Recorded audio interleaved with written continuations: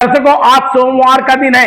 पिछले हफ्ते यानी पिछले सोमवार को ही फतेहपुर जिले में बहुचर्चित शिक्षा विभाग के लिपिक विनोद श्रीवास्तव के कथित सुसाइड के मामले ने हड़कंप मचा दिया था। अब इस मामले को लेकर के बड़ा एक्शन प्लान तैयार हो गया है। दर्शकों, आपको बताएं, पुलिस प्रशासन ने ही नहीं, शासन स्तर से इस पूरे मामले का बड़ा एक्शन प्लान तैयार हुआ है।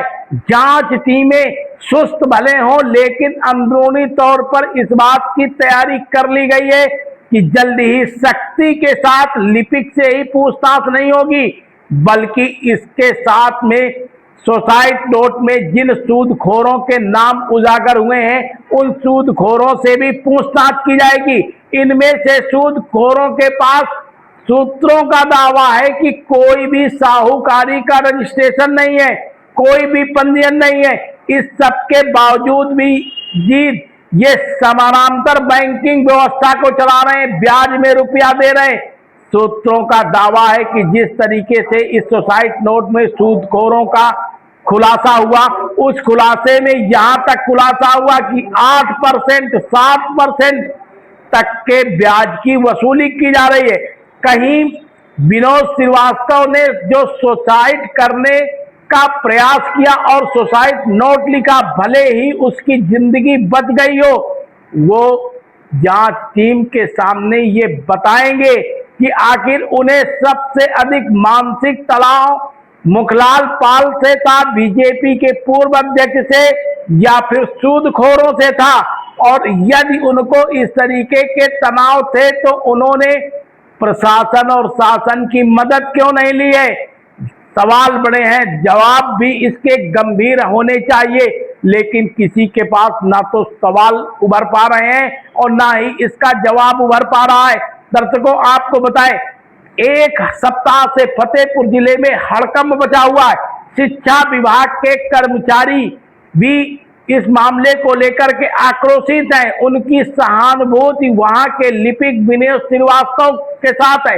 विनोद श्रीवास्तव ने पिछले सोमवार को शाम करीब 5 बजे के आसपास जानकारी मिलती है कि उन्होंने सुसाइड करने यानी नींद की गोलियां खाने का प्रयास किया, डिप्रेशन में थे, और 6 पन्ने का उन्होंने सुसाइड नोट लिखा, जिसमें भाजपा के पूर्व जिलाध्यक्ष मुखलाल पाल पर गंभीर आरोप लगाए। गंभीर आरोप क्या लगा दर्शकों, यह भी आप लोगों से छिपा नहीं।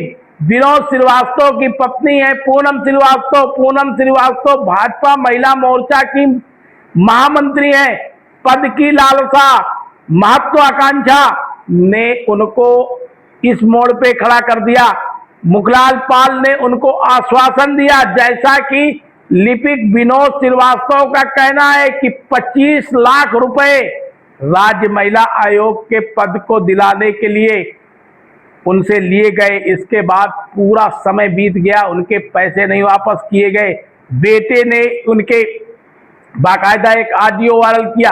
दर्शकों, एक तरफ लिपिक गरीबी की बात करता है कि मैं गरीब हूं और किस तरीके से कर्ज लेकर के साहूदारों के कर्ज से मैं दबा और किस तरीके से कर्ज लेकर के मैंने काम किया और यही वजह थी कि मैं डिप्रेशन में आ गया। तो दूसरी तरफ इन तस्वीरों को भी देख लीजिए दर्शकों, ये तस्वीरें स्वयं लिपिक विनोद श्रीवास्तव की हैं जो बाउंसरों के साथ चल रहे हैं। उनके बेटे की तस्वीर देख लीजिए जो बाउंसरों के साथ विभिन्न मुद्राओं में है। अब दर्शकों, सही क्या है, गलत क्या है? एक गरीब आदमी को बाउंसरों की क्या जरूरत पड़ी है? अमीर होगा तभी उसके पास बाउंसर भी होंगे, और बाउंसर भोकाल बनाने के लिए होते हैं। दर्शकों, ये आपको सभी को मालूम है। यही सारी बातें हैं जो जिला प्रशासन के भी गले में नहीं उतर रही हैं।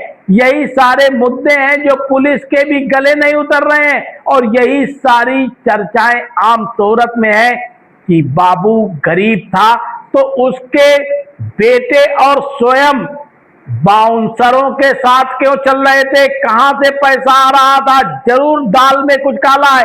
क्या कर्ज लेकर के भोकाल बनाया जा रहा था? तो अब कर्ज देने वाले भी लपेटे में हैं और लिपिक श्रीवास्तव की भी जांच जिस तरीके से प्रशासन ने शुरू करवाई है, उससे लगता है कि फतेहपुर जिले में एक बड़ा एक्शन प्लान तैयार किया गया है। बड़ा एक्शन प्लान का मतलब सूदखोरों के खिलाफ भी एक्शन हो सकता है, लिपिक के खिलाफ। उधर पूर्व बीजेपी अध्यक्ष मुखलाल पाल, जो इस मामले में सबसे बड़े आरोपी हैं, 25 लाख का आरोप लगा है उनके ऊपर। जिला विद्यालय निरीक्षक जिनके पास ये लिपिक काम करता था, उनके ऊपर भी गंभीर आरोप लगे हैं। इन गंभीरों को भी शासन स्तर से, प्रशासनिक स्तर से जांच पड़ताल की जा रही है।